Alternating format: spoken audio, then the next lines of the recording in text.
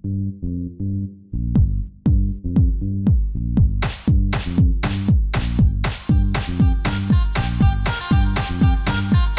to Go Lurk Yourself, a podcast about streaming and playing video games on the internets. I am Crunky. And I'm Snuffas. We aim to bring you news and games and interviews with your favorite streamers to give you insights into the person behind the webcam and to dive into gaming as a whole. Today, joining us is Snuffas89. You may remember him from a previous episode, but he and I have been playing a lot of PUBG, a new game we're going to talk about today, Ring of Mycelium, and we both went out and played some Fortnite and some PUBG Mobile, and we wanted to have sort of a part two to our last episode where we talk more about the genre, Battle Royale as a whole. I also recently watched the movie, and I think Snuffas, you did too, didn't you? Yes, I did. That was actually a really good movie. I'm glad you suggested it. Yeah, it was actually Chaos in the last episode when we recorded the last episode told me, General Chaos Live, by the way, on Twitch, told me, and Cherry also had seen it. There was a movie in 2000 in Japan called Battle Royale, which, unbeknownst to me, a lot of PUBG's like visual style was based off of that movie. And a lot of the weapons that you see in PUBG and even some of the outfits were reflected in that movie that obviously came out before PUBG. Yeah, it was like this weird like deja vu of a game I've got so many hundreds of hours in, going and seeing the source material from 18 years ago and going, oh, wow, I never made the connection, you know? Yeah, every time I saw like a kill or something, or I saw somebody in an outfit, I'm like, oh, wait a second. This is PUBG. Like, I wish I would have seen that movie before PUBG came out. That would have been kind of cool reaction to it. So if you haven't seen it, it's on in the U.S. It's on Netflix right now. It is R. It's very violent. Yes. You know, it's a bunch of kids high school kids murdering each other for sport. All subtitles. Yeah, all subtitles in Japanese, but I was telling somebody on my stream the other day, I don't think the subtitles are as, it's not as dense with reading because it's more of an action movie and not a lot of dialogue. And the dialogue that they do, it gets to the point and it's pretty easy. I think Snuffas, you said, the one thing that was kind of out of place or didn't click with you was the love story. Yeah, and I think that was just typical for Japanese cinema, is the kind of teenage love story. That's a real undertone in a lot of Japanese cinema. It was just kind of odd. But it was murder fest. Yeah, it was just kind of weird. But if you miss some of the dialogue, that's the thing. That's the best thing about it. Like, if you're watching it and you miss some, subtitles or something, it's not a big deal. Like, you get the gist of the movie by the violence. But you know what made me want to be able to toss a severed head with a grenade stuffed in his mouth in PUBG the game now? That was the coolest kill ever. Yeah. Severed his head, stuck a grenade in it, and threw it through a window. That is amazing. Some other people, yeah. Yeah, that's one of the coolest kills I think I've ever seen. But yeah, 2 thumbs up for the movie. I would definitely recommend it to anybody, especially if you've played PUBG and have not seen the movie. It's absolutely great to go see like the banana suit, the skirt, the long tie and on the suit. The sickles in there, micro Uzi. Yeah, you get a little starting pack. Yeah, they have the backpacks right from PUBG too. That's amazing. And then the one crazy gal that ends up she ends up being one of the last to die. Spoiler, with the sickle, was like just cutting people's heads off with it. It was ripping amazing. Through people. Yeah, it's a really good movie. I really didn't know. I kind of thought how it was going to end. But I wasn't sure until the very, very end that I was correct. It's a good movie. It's written well. Yeah, I guess this guy, Chaos was talking about it last week. The guy, the director, and I'm spacing on his name at the moment, but he does a lot of high quality movies apparently. So I might have to go check him out now. And one of the girls, the girl Crunky was just talking about, one of the ones he didn't expect to last so long, was in Kill Bill 2, I believe, and was the one that fought Uma Thurman when she was in the yellow tracksuit. I'm pretty sure she was the one with the ball and the spikes on it, I think. Yes.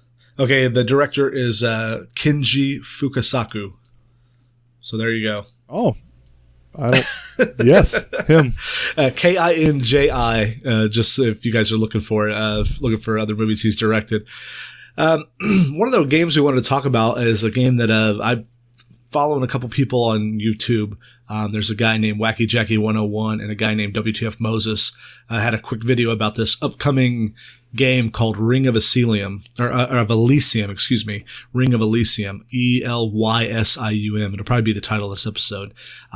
but it's a very spiderwebby story. That there's a big company in China called Tencent, Tencent, and they are like, from what I've read, they're the biggest game maker probably on the earth financially. Yeah, and I just saw a little visual chart yesterday or day before, funny enough.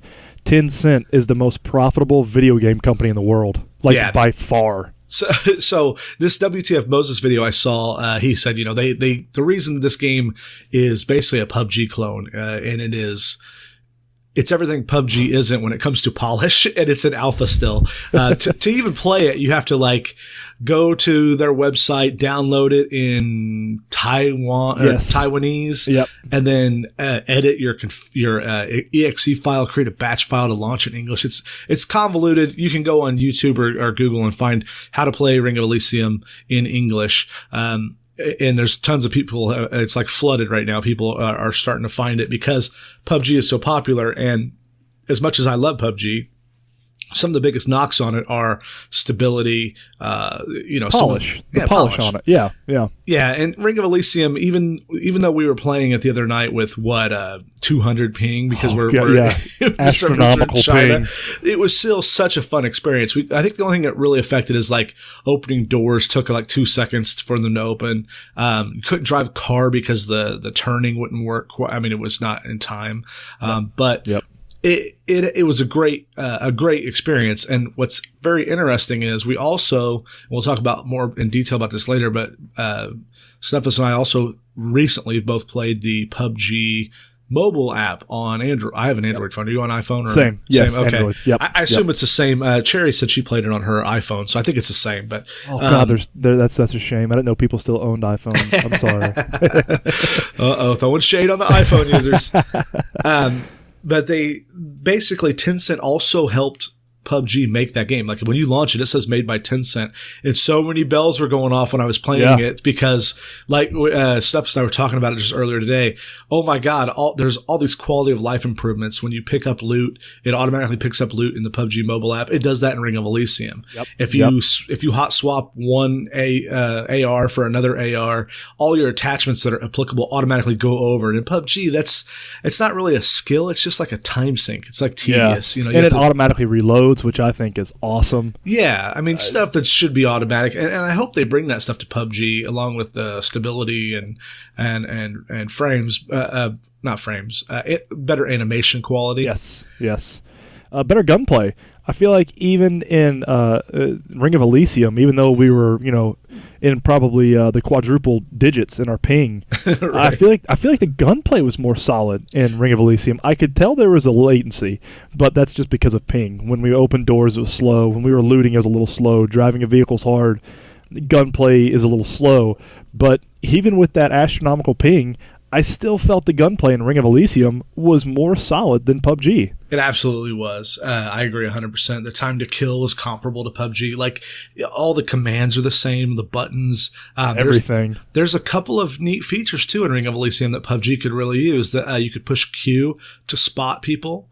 And the leaning was contextual. So if you were by a tree, you'd get this little arrow popping up. And if you aim down sights while that arrow was popping up, you would automatically lean around a tree. And I was like, oh my God, that's great. Because in PUBG, you ever hit Q by accident and you lean out in the middle of a field and it's real goofy. I didn't mean to do that. Yeah, exactly. And then you're walking really slow, but one of the negatives about Ring of Elysium right now is that because it's in early access and it's made by a non-English speaking company, it's really hard to find information on it. I did a little bit of sleuthing around today trying to find more information about who makes it. I found out it is in the it's in this other engine. Let me find it real quick. Their Facebook page is the hold on, I have it pulled up. Quicksilver X is the name of the engine, and it's so smooth.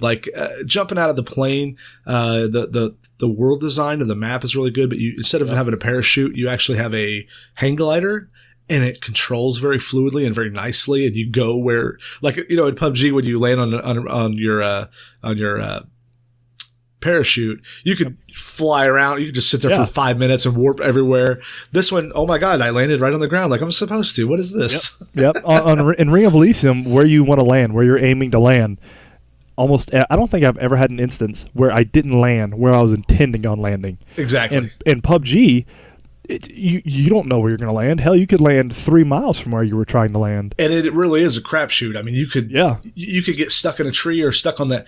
I can't tell you how many times I've tried to land on a building and you're floating like on the corner. You're like, am I going to land on the roof or am I going to fall to my death? Because it's gonna warp me 5 feet to the right before it actually lets me go, and then I'm going to drop. And another quality of life thing in Ring of Elysium that's good. I don't use this feature a lot, but I've seen people, better players than I am, use this feature. Is the switching of scopes?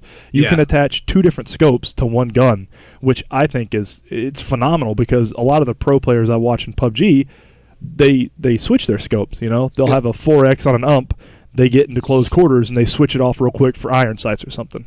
Yeah, definitely having a red dot up close is way better because you don't end up shooting past them. But I'm kind of jumping all over here, but I want to go through the Ring of Elysium FAQ just for people because I don't think a lot of people that listen to this podcast are going to know of it. I did stream it a couple days because I was very interested in playing it.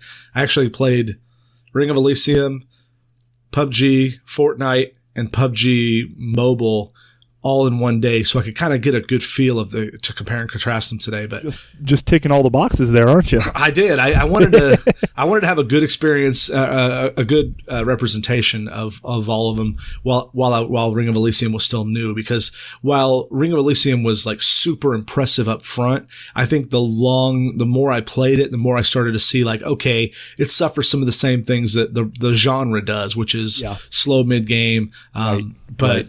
I'm not saying anything bad about it. It's just, it's not. It is what it is. Yeah, it's not 100% better than PUBG. Like, I played PUBG today and I was like, oh no, Ring of Elysium's gunplay is a little more simplistic. Like, it's not. Go ahead. It's more along the lines of a COD gunplay, which I'm a fan of because I'm honestly really not that great at first-person shooters.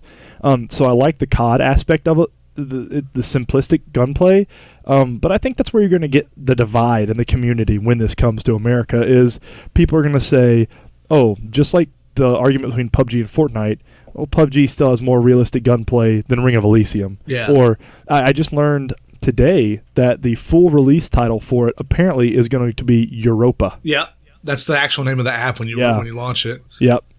So I think there's still going to be people that PUBG is still, in my opinion, a realistic shooter, but Ring of Elysium, although the gunplay is a little bit more arcadey, I feel overall it's a better game. The one thing it does, and it reminds me of COD a lot, is the hit confirmation X that pops up and makes a little sound. That's super satisfying. And man, when I was playing PUBG earlier today, I'm like, I wish that was here.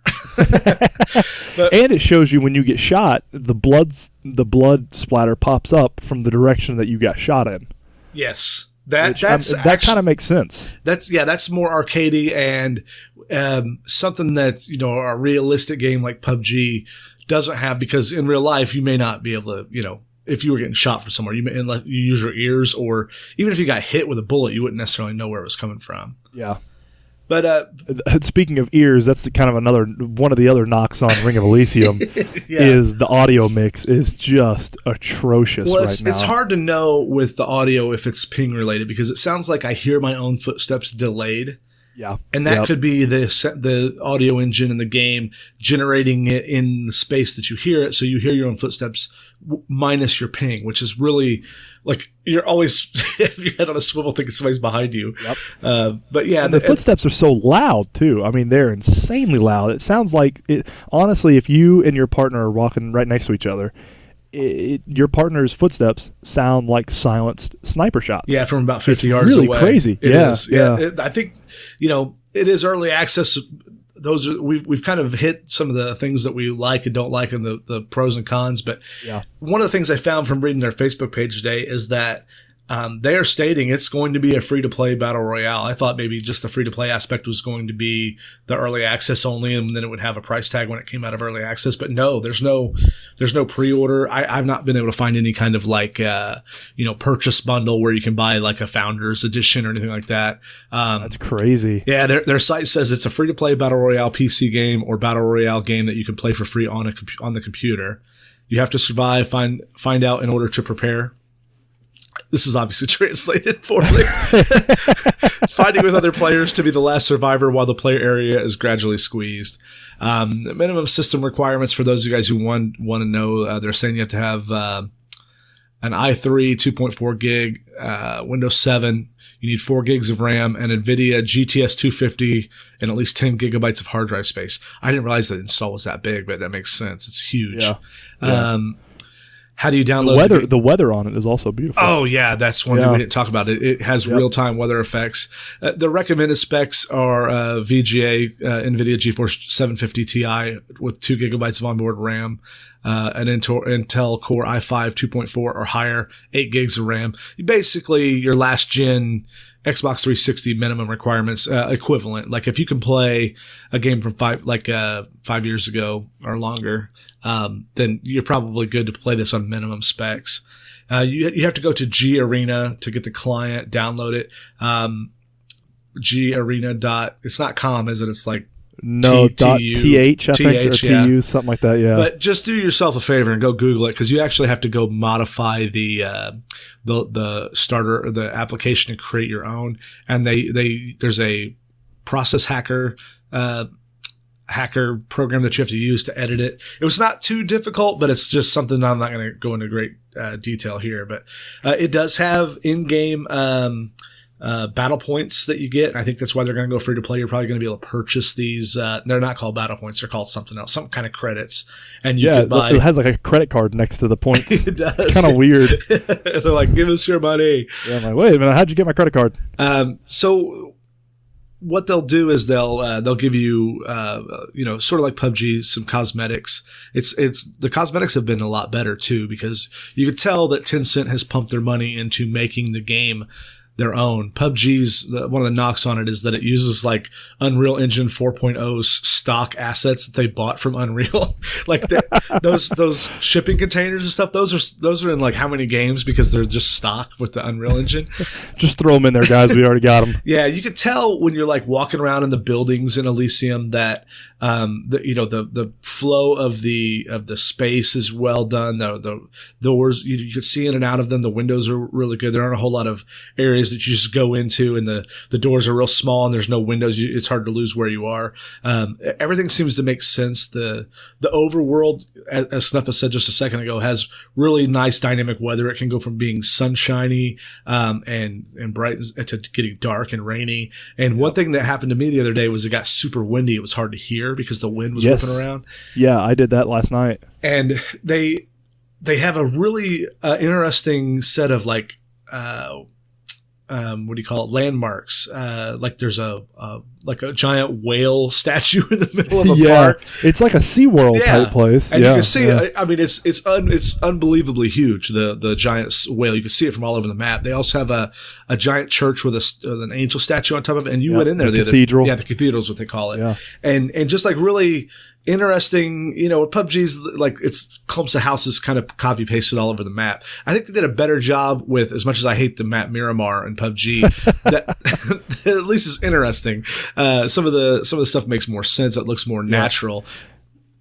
And there's also, I don't know if you've hit it yet, in the southwest corner, there is just a gigantic mountain that it's almost impossible to get over, which adds a really neat aspect to the circle if it finishes on either side and you're on the opposite side. I feel like the map is a really good balance between the old map in PUBG and the new Miramar map in PUBG. It's a really nice balance between the two. And we talked earlier about how this was kind of, I hate the term, but like incestuous with Tencent making the PUBG mobile game being very similar.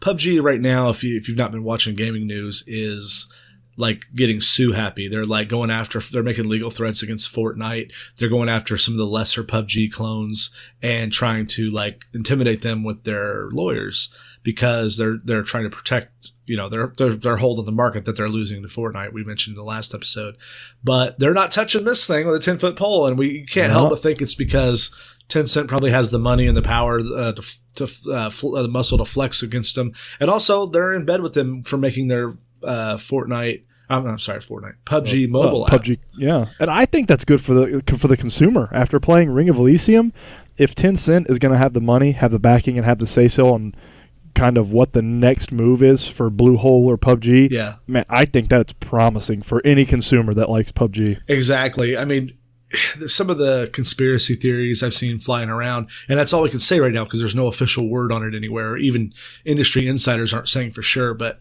you know, let's say you're Bluehole and you've got PUBG out there, and all of a sudden, you know, it's been a year and a half the game's been out now, not quite. Yep. And, you know, if they were able to quickly and easily fix some of these glitches and issues that PUBG has, they would have been working on them instead of putting out new content like the Savage map. Have you played the Savage map yet? That's the 4x4, Yeah. the small one, right? Yep. Yes, Okay. yes, I have played that. Yeah. So, Yep. but there's lots of stuff like the warping around, what we talked about earlier when you come. Stupid fence. Yeah, the fences. Sometimes you shoot through them, sometimes you don't. Seems like the enemies don't have any problems, but you do. But you know, and there's a lot of really interesting stuff going on in the genre, and you know, Fortnite's adding stuff, PUBG's adding new content, which is great. I love to see the events that they're putting in. But if all of a sudden, you know, Rockstar comes out with their Red Dead Redemption, then let's say Call of Duty comes out and just kneecaps PUBG. Well, hey, Tencent, you know that clone you have? How about we use your engine? Can we have that, please? Yeah, let's join forces and let's put our map in your game or your engine in our game and call it something new. I think that would be very smart, and that's one of the you know, conspiracy theories that I've heard about it, and it makes sense. It would be smart of them to have that ace in the hole and have the backing of a giant company like Tencent. Yep. Yeah, I agree. So that's a little bit about Ring of Elysium in a nutshell. It's I mean, my final parting thoughts on it are that it's very promising game. I've gone from being very excited about it to being okay. I want to play it on a US server now with good ping, because I want them to fix the sound and get it on a US server because I really want to play it on a good ping server. Exactly. Also, in getting ready for this podcast, I went and did something I usually don't like to do, and that's I played some Fortnite. Oh, it's a great, solid game right there. I know you enjoyed it. That's one of the reasons I wanted Snuffas to come on and talk about this is because he is a fan of Fortnite, and there's no question Fortnite is gaining in popularity still, and it's past PUBG and like most views on Twitch, most streamed or most played hours on just played hours. So it's not actually on Steam, but number of hours played on Steam it's being passed by on Epic's launcher. It shows how many people are playing it, how many hours they're streaming, or not streaming, but playing it. And it's been very popular, so there's no denying its popularity, and it's, you know, full head of steam it's got going. I think being free to play has made a huge impact. People tried it out where they might not. It has to be. Yeah, absolutely. It has to be. I know I didn't try PUBG on the first couple recommendations to me because there was, you know, the barrier of entry. I don't want to pay $30 and hate it. So if I literally downloaded Fortnite, even though I don't like it, and I've tried it multiple times because there's no cost in trying it. You know, who cares? Yeah. Well, yeah. What do you have to lose? I mean, you know, an hour or two of your time, maybe. That's it. Yeah, the drywall repair when I punch a hole in my wall because somebody built a freaking wall in front of me while I was having a firefight. But I think, you know, we'll talk about, you know, what it is that makes Fortnite popular. Is it just because people can play this genre and the genre is popular, or do you think there's something about the mechanics of Fortnite that makes it stand out and is drawing people away from PUBG? I don't really know. I think a big thing is free. Yeah. I think it's a huge thing because honestly, since I had PUBG, we'll say Fortnite was $30. I can almost guarantee you I would have not bought Fortnite if it was $30. Okay. And I think the free aspect is a huge part, but I think another aspect of it is the building. I think a lot of people like the building. I love the building aspect. I know that's a huge, you know, you're either this way or that way thinking on, you know, it's kind of like politics. You're either right or left. Yeah. You know, there's no in between. You either love it or hate the building. I love the building aspect. And I think another aspect it has going for them is it's hip. It's trendy. Yeah. It's the cool thing to do. It's the game to play right now. You know, you had the other a month or two ago, you had one of the best streamers out there, Ninja. He was streaming with Drake, one more singer, and Juju Smith-Schuster, who's a wide receiver for the Pittsburgh Steelers. Okay. And when you have something like that, you have a gigantic Twitch personality pair with one of the best performers in the world, and then you pair it with, an NFL wide receiver, all streaming at the same time, the exact same game playing together. That's a lot of eyes. It's a lot of people getting drawn to the game. That's a really good point I hadn't considered. I mean, a testament to how big of an event that was. I don't know who any of those people are because I'm an old fuck, but I heard about that. No, I know who Drake is, but I didn't know the wide receiver, and who is the streamer, the big streamer? Ninja. Is his name just Ninja, or does he have a... Yep. Okay. Names is just Ninja. He broke the record for most concurrent viewers for a single streamer. Wow. He got 400-something thousand people watching him at once. I do remember the day that Twitch was down, or it was like there was a lot of weird stuff going on with chat. So I think it's a combination of all that. I think people like how big it is, like the aspect, like the free-to-play, and like the building. I think all three of those create a nice little perfect storm for Fortnite. Yeah, I think that's something I hadn't even considered until you brought it up, but that's a really good point, that star power. I mean, that moves a lot of eyeballs, moves the needle on that quite a bit. Because, coming from PUBG and coming from more tactical, realistic shooters, like I really like to play Counter-Strike back before this, and I did like Unreal Tournament, which was real arcadey, jumping around, fragging people with zero gravity, and I enjoyed the multiplayer in Destiny 2, even though that game fizzled out for me pretty quick.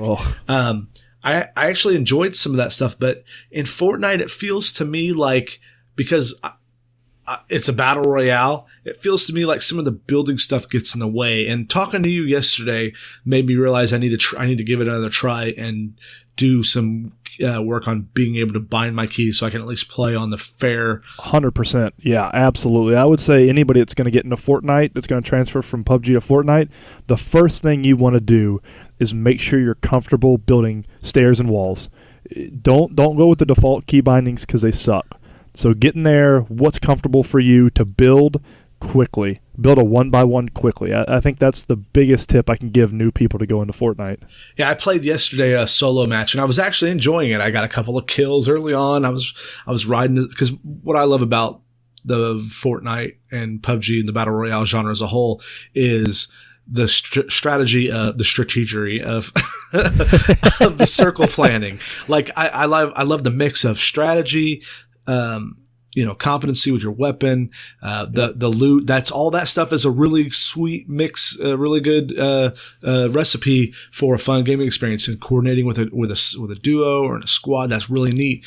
And I really enjoy it, being able to call out, have really good communication with your buddies and call out. But what kept getting in my way on Fortnite is, the people who play it often, you start a gunfight, all of a sudden there's just a wall between you guys. And this guy, because I don't play it enough, I was not used to this, but this guy, like, as soon as I started to take a shot, all of a sudden I'm shooting a wall. And while I was shooting a wall, he turned around, put down a stair that allowed him to jump up over behind me. And before I even knew what was going on, he was shooting me in the back. And I was like, between that and the jumpiness, like everyone, if you get into a firefight, everyone's just doing, like it's like kangaroos. Yeah. And I'm like, I was never a Halo fan because I don't like playing shooters with a controller. So I missed that boat, but I guess that was a thing from there. Jumping was big. And see, I was a huge I can't even describe how big of a Halo fan I was. Gotcha.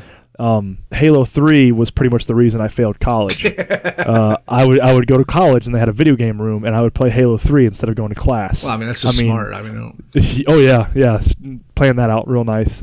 And so I think since that was so big, a lot of the people that were around when Halo 3 came out, which is where the Halo series ended, they never made another Halo after 3. Let me make that clear. Those travesties don't exist. Exactly, yeah. I think that carries over a lot. I see a lot of gameplay in Halo, the old Halo series, that kind of carries over to Fortnite, kind of the cartoony-ish, jumping around a lot, throwing frag grenades, kind of goofiness that corresponds with Halo and Fortnite. Rocket launcher spam. Yeah, exactly. That makes sense. Yeah, I think I need to give it another try and bind. There's no leaning with like Snuff has told me, put your stair and your wall bind keys on Q and E and just go in with your eyes open. That's part of the game. If you're going to be playing that game, you better figure out how to build walls with the best of them and mix that in with your gunplay, and just don't expect it to play like PUBG.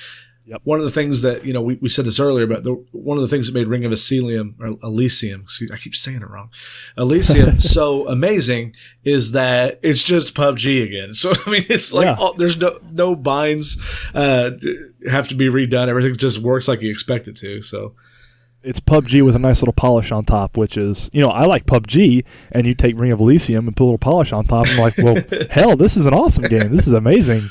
But yeah, I would tell anybody who's going from PUBG to Fortnite and has never played Fortnite, A, you're going to suck at building when you start. Everybody does. I'm still not great at building. B, get comfortable building. Bind your keys to somewhere you're comfortable clicking. And I know a lot of people, this is my personal preference, so you try it out yourselves. A lot of people have a ton of keys on their mouse. I try to leave everything off my mouse but aim and shoot. I find when you have multiple keys bound to your mouse that do other stuff other than aiming and shooting, it'll throw off your shot. That's one of the big things I found in Fortnite is I unbound everything from my mouse and put it on my keyboard somewhere, and I feel like I'm having more success with that. Nice. Yep. But just have an open eyes when you go into Fortnite. Yes, and make sure you watch a Disney Pixar movie before you play too. Go watch Toy Story. Go play the old Army Man game from PlayStation. Oh man, did you hear Lee Emery died? Yes, I did. God. I was so bummed. I loved him on Mail Call on the History Channel. That was one of my favorite TV shows when I was a little kid. He was the voice of the Green Army Man in Toy Story. That's why I thought of it. I didn't know he voiced all of them. Yeah. I read that yesterday. I was like, man, that's amazing. Now that we brought the whole podcast down. I could just go on another hour talking about him. Well, let's go ahead and talk about the PUBG mobile app, because I can tell you, let me go ahead and make a show note here. I can tell you that I honestly thought of it as an also-ran. It's been out for how many months now? I've never downloaded it until today. And I loaded it up, short aside here, I've got some plumbing issues in my kitchen, and I've been messing with it all day. And I poured some of the, anti-clog stuff down, and I'm waiting for it to work. So I thought, well, I've got a break. Let me try this. I knew I was going to do this podcast tonight. So I thought, let me try this PUBG Mobile. And I booted it up, and the first thing I noticed, other than it being, made by Tencent and a lot like Ring of Elysium, is it's pretty good. Like, I was super impressed with it. Like, the aim mechanics were smart. When I first loaded it up and you're standing in the lobby, I saw that there was a punch button on both sides. I'm like, why is there two punch buttons? You only can throw one punch. Then I realized it's when you're shooting, there's a shoot button on each side. So if you want to free aim with your right finger, like you would a controller, you can punch with the left side. Or if you want to, strafe back and forth with your left thumb, you can hit the right shoot button. And then there was an aim down sights toggle button. It was very smart and intuitive. Like, I picked it up pretty quickly, and the crouch lay down button. Yeah, all there right next to each other. I think I had one like derpy misfire aim my first match. I still ended up killing the guy, but I was like, oh my god, if that guy was any good, I'd be dead. Now, is there a sprint button? Because I never found the sprint button if there is one. So you got the D-pad, like the virtual analog stick on the left side. If you move that, let's say 3/4 an inch to an inch, it'll turn into sprint automatically, and your character will kick up. But it's a pretty ways up. It's like a full width of that D-pad up again. So, and then once you're there, you can actually go left and right, and your character will kind of like run turn too. Cool. Yeah, cool. All right. And it was really, it was not the exact experience of PUBG on the PC, obviously. For sure, yeah. But I won my first match. I had a chicken dinner my first match, which led me to believe that either the average player on that game was terrible, or maybe they're using bots. One of the things that we found with Ring of Elysium, which, as we said multiple times, Tencent also makes, is that it sure felt like goofy, easy AI is who I was playing with. Yeah, I killed a couple people that were just running into a brick wall, just running into a brick wall going nowhere. Yeah. So it's very possible that since they're both made by Tencent, the same bots that are on Ring of Elysium are on PUBG Mobile. And I did a little bit of scumming around Reddit today, looking for impressions of PUBG Mobile to see what people were saying about specifically that bot thing. And there were a lot of people who were like, yeah, there's bots. Like, they put you in with bots to start out to like make you really enjoy playing it, and then they start slowly introducing more human players to you. Yeah, and I don't know if that's a bad thing or not.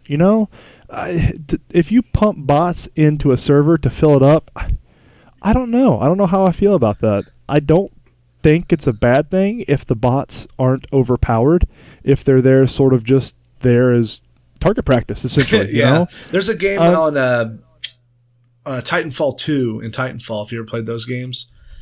I played the first one. They have like bot characters, but they're not exactly the same as the player characters, but they're running around, and if you shoot them, you can get some points and build up some momentum.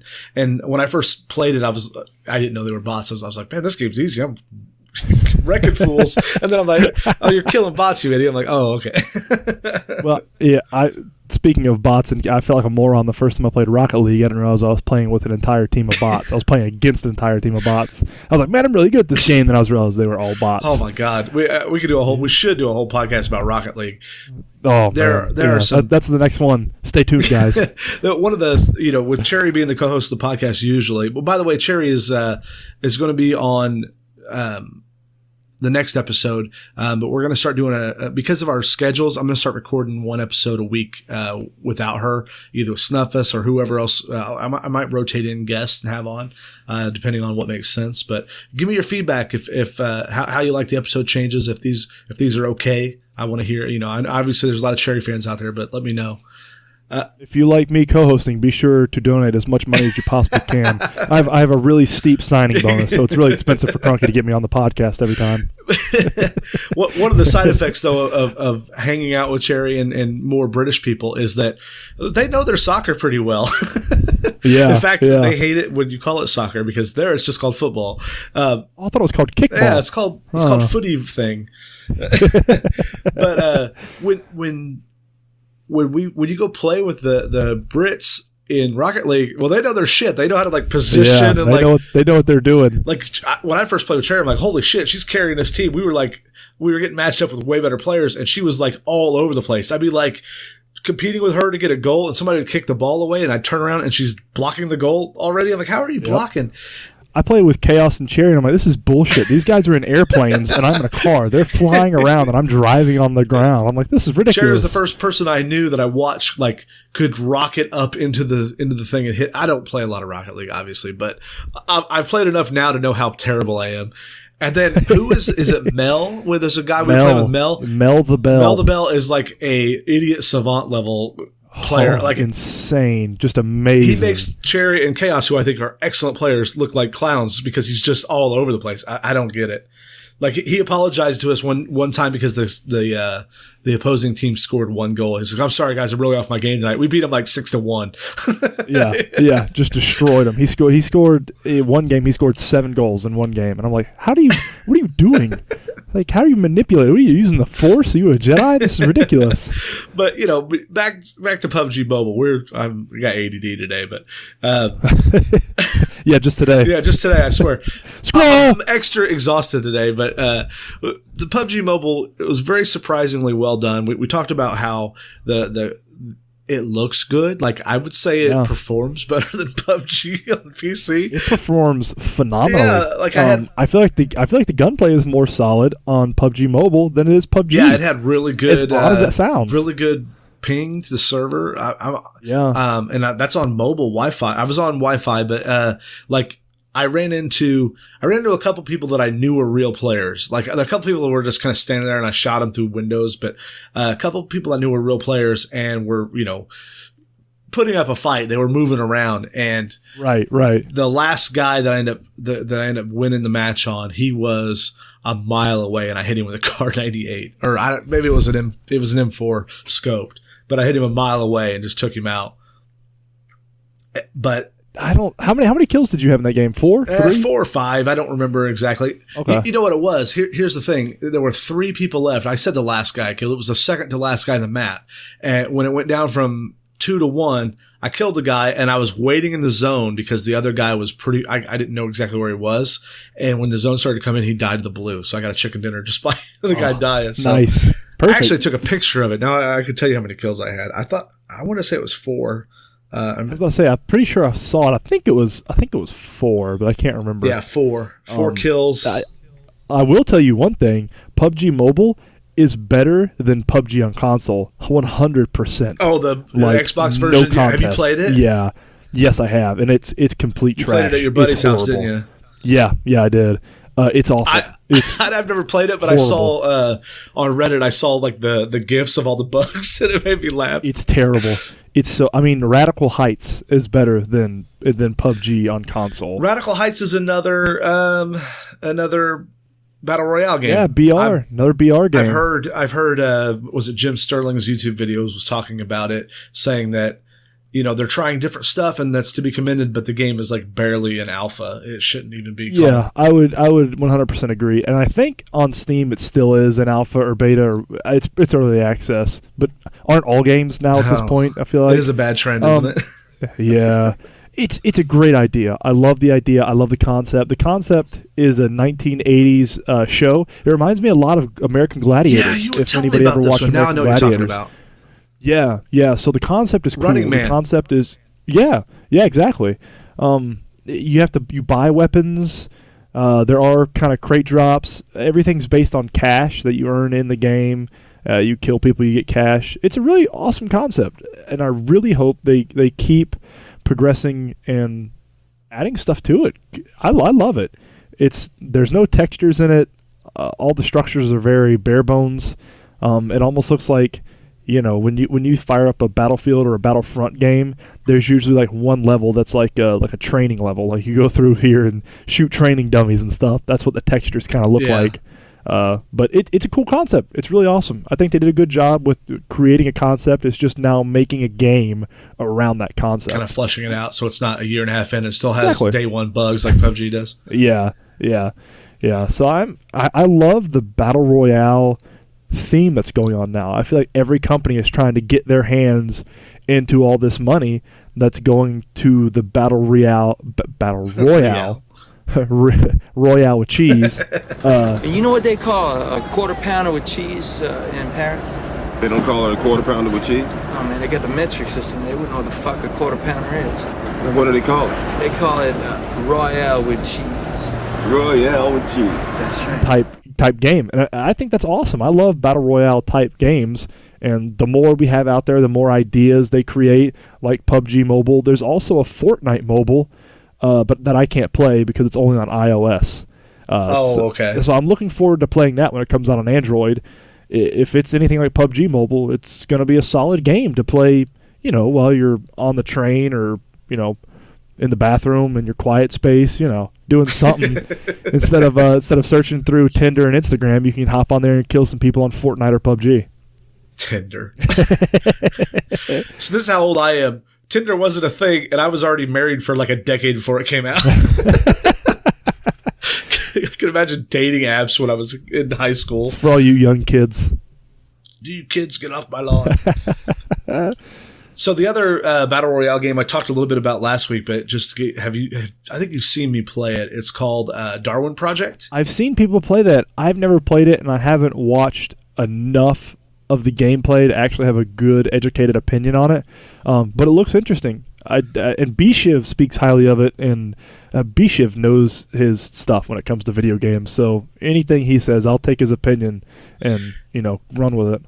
Yeah, it's basically instead of 100, it's 10 people, and then there's what I think.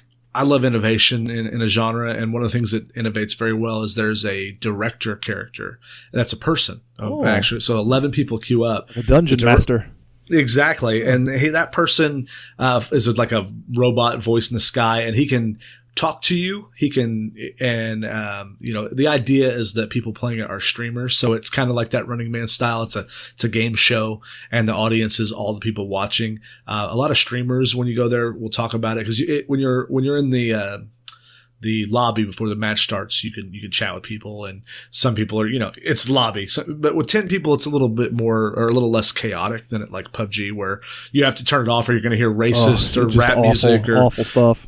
China #1 the whole time. And I mean, and it's almost a meme now, but I literally have to turn PUBG's chat off. I can't. That's the first thing I do. I Control T every single time. It's such a thing that I would love to be able to use out in the map, but I never turn it on even when I'm out in the map, because I don't want to risk, especially when I'm streaming, somebody saying something racist or rude that could get me in trouble on Twitch. I just can't take that risk. But the Darwin project is neat, and its combat is a little, it has that look, that cartoony look, like Fortnite. Yep. But instead of having a bunch of guns, it's bows and arrows, and you have to go out and I like that. That's neat. That's a neat idea. Yeah. You have to cut down trees and get materials to craft your armor, and you have to there's status effects like warmth and cold, and you have to build a campfire. If it's too cold, you'll freeze to death.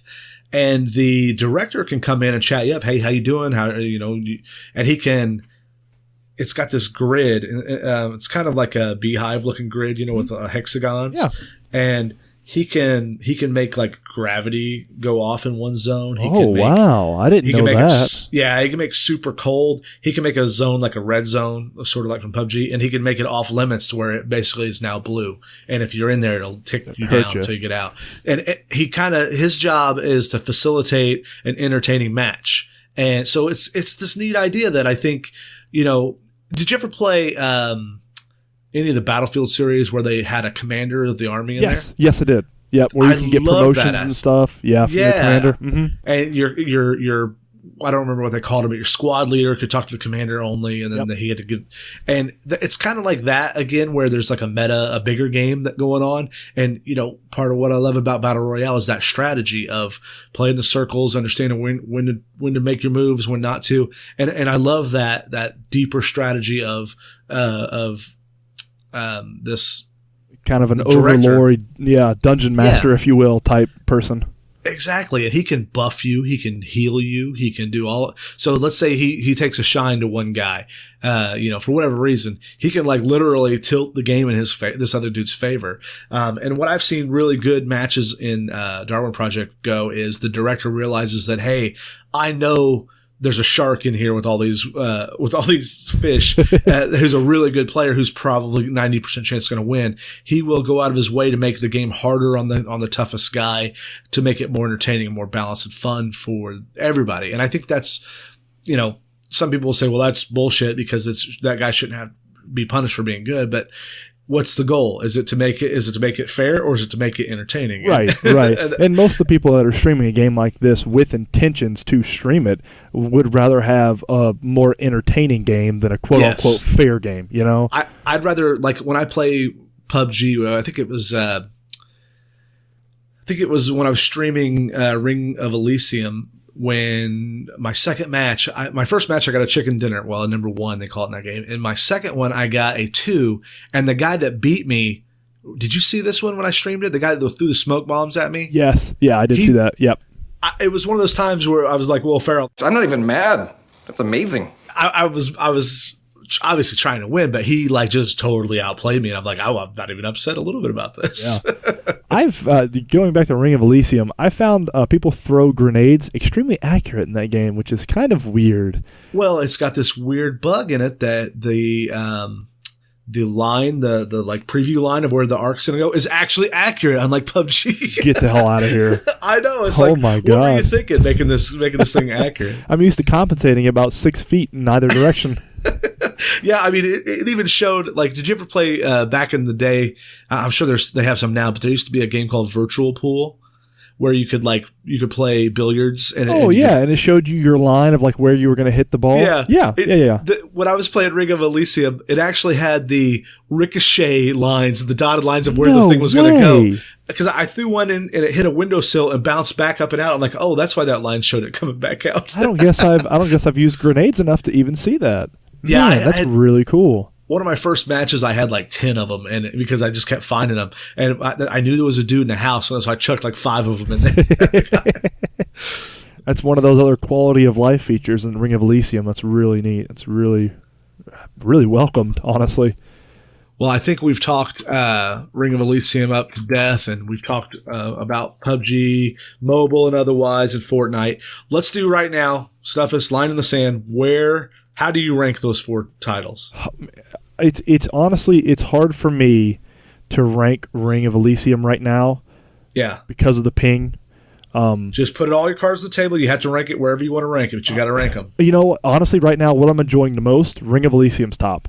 I'm enjoying Ring of Elysium right now more than any of them. Is it just a honeymoon period, you think? Or that's what I'm kind of thinking, is that it's new. I've only been playing it for maybe 3 days, so I feel really bad for PUBG putting that there. That's okay. Yeah, but for me... PUBG earned its derision because its bugs are still there for so long. Yeah. I mean, For me, it's Ring of Elysium number 1. Number 2, honestly, even though we didn't talk about it that much, I really like Radical Heights. Oh, yeah. Yeah, I really like the idea of this game. It's a cool concept. I really enjoy it. And number 3, I'm going to put PUBG. I'm going to put PUBG at 3 because Don't do that on my account. You like Fortnite because Fortnite's new, the weapon switching that they just added in, the homing missiles that they added in, the new Insta Fort that they added in. I don't like the direction they're going. Oh, okay. Well, that's fair. So for that reason, I'll put PUBG above Fortnite. But it's not saying that I dislike Fortnite. I still love playing Fortnite. But a couple of the new additions they've added in the new update, I'm not a fan of at all. Yeah. So where did PUBG Mobile fall in that? Bottom? Yeah, probably just because of the mobile controls. But it's a solid game. I mean, it's a fantastically solid game. Someone was telling me that if you get one of those NVIDIA Shield controllers, it hooks Bluetooth to your phone. You could play it with that. I think it was Cherry told me that the other day. Pretty good idea. That's a pretty good idea. I mean, it's kind of like, putting on boxing gloves and beating the crap out of your kids. Yeah, you're going to win, but is it any fun? Because it's a hell of a lot of fun. I do it all the time. The competition's not that stiff, in the mobile version. Yeah, but you have 3-on-1 . You got exactly. 3 kids. It's kind of even. But yeah. I would do that, and I would just leave the controller. Honestly, where I'm going to play it the most is in the bathroom. I'll just leave the controller right there next to the TP, buddy, and fire it up when I go in there. Nobody touch that controller. Oh, don't worry, we won't. I'll spray that bad boy. All right. Since I asked you, I'll give you my list. Okay. Number 1, I'm going to still go with PUBG. I played it the last couple of days. I've been in a real funk with the game. Yep. Because I've just been like potato aiming. I don't know if it was a patch or if every once in a while you just get in a funk. But 100%. I had a lot of fun playing it today and yesterday again. I played the Savage map, which is the 4x4 map. It was really fun. I enjoy that map a lot. I did too, but I found because I think the player base is smaller and you got a lot more people who are not the average player. People are just so good on that map. Yeah. Like I've died like in the top 10 a couple times in a row because just getting sniped from halfway across the map sucks. But Bluehole, if you're listening, take the damn vehicles out of that map. Bluehole, if you're listening, sponsor this podcast and I will give it glowing reviews. PUBG's the greatest game ever made. Actually, I won't do that as a matter of principle, but I'll sell out if you guys want to sponsor. I'm totally cool with that. You'll get that check from Fortnite, I'm sure, next week. Oh yeah. So number 2, I'm going to go with Ring of Elysium, which I fully acknowledge might be, just because it's new, like you said. Mm-hmm. Then I'm going to go PUBG Mobile because it's new. I had a lot of fun with it, and I think it's something I could play here and there, just like, goofing around, sitting around at, maybe I'm on my lunch break at work or whatnot. I might be able to do something like that. Then I'm going to put Fortnite. I think Fortnite is, as much as I hate it, I'm starting to open my brain up to the idea of playing it differently. I think I was trying to shoot first, ask questions later, when I think you need to be more tactical, and I think there might be some fun for me to wring out of that game. I've shit on it a lot, mostly for the lulz. I think it's fun because I get when I stream a lot of PUBG, I get a lot of people, do you play Fortnite? Like everybody that comes in that doesn't know me asks that. And I go, no, I don't play Fortnite for the same reason I don't have training wheels on my bike. But it's just more just to get a rise out of people, and then I would probably put, I don't know, the Darwin Project I might put above Fortnite. I'll say I'll tie those 2 for last. I'll put Fortnite above that just because I'm trying to open my mind up for it a little bit. Yeah, it's hard for people that come from PUBG to Fortnite. They're like the gunplay, because the gunplay is so drastically different, and there's a building aspect, and a lot of people that come to it, it's just complete rejection, you know. Yeah. And you really got to go into it with an open mind, because even though they are both battle royale games, they're two completely different games. I know I'm kind of going off on a little bit of a tangent here, but Fortnite's actual base game mode, what they actually designed it to be, which is a survival zombie wave horror game where you build forts, where it got its name, that intrigued the hell out of me. And I was really excited to get it back when they were charging for that game mode. I think they still charge for it. Yes, they do still charge for Save the World mode is what that's called. Save the World mode. Yeah. When it was in beta, I was watching this. I'm like, this looks really good. Because I played Team Fortress 2. I don't mind the art style at all. I think that can have its own little charm to it. But I watched people stream it when it was in beta before it came out, and the progression system and how to play. I watched for probably 2 hours, and I still was like, I have no fucking clue what to do in this game, how to even get started. Like it had like all these weird progressions, and it really screamed to me that they were trying to put a treadmill out there to incentivize like loot crate purchases and microtransactions, right. And that really turned me off of it. Yep. And I was like, I can't even learn by watching other people play it. I'm not going to buy a game that I'm going to sit here and look at menus. I was watching the week that it came out, and people like they lifted the embargo, and people could actually stream it on Twitch even before it was released. I was watching people in menus for 40 minutes. Oh, like, God. Like unlock this and unlock that, and what are you going to spend your points on? It was just like pages and pages of upgrades and I'm like, fuck this. No thanks. No thank you. I have a phone book if I want to get bored, put myself to sleep. I don't want a zombie mode Xenoblade. That's too much information. Too much for me. Exactly. All right, dude. Well, we're coming up on an hour. How can people reach you, Snuffish? You can find me on Twitch, Snuffas89. I won't be streaming until probably mid-May. I am right in the middle of buying my first house, so like 80% of my house is packed up, including a lot of my streaming gear. Oh, yeah. Yeah. But still go drop him a follow anyway, so you get alerted when he comes back. I'm always hanging out. You can find me Snuffas89 on Steam if you want to play into the games. I play a lot of PUBG, Snuffas89 on almost everything. Epic. If you're on the what's the whatever the engine that Ring of Elysium is on, Snuffas89 on there. Or if you're on, Arena. Yeah. Or if you're on Twitter, it's real covert. It's Bryce BRYCE S89. You'll never figure out what the hell my real name is, I promise you. But Bryce S89 on Twitter if you want to hit me a follow there too. And you can also find him anytime in Hello Kitty Island Adventure. Shh! Don't tell anybody about that. I'm at Crunky_Twitch on Twitter, and you can find me at twitch.tv/Crunky with 2 N's. And thanks for being here, man. I appreciate it. Yeah, man. I always enjoy my time here. All right, dude. Until next time, go lurk yourself, everybody. See ya. Bye.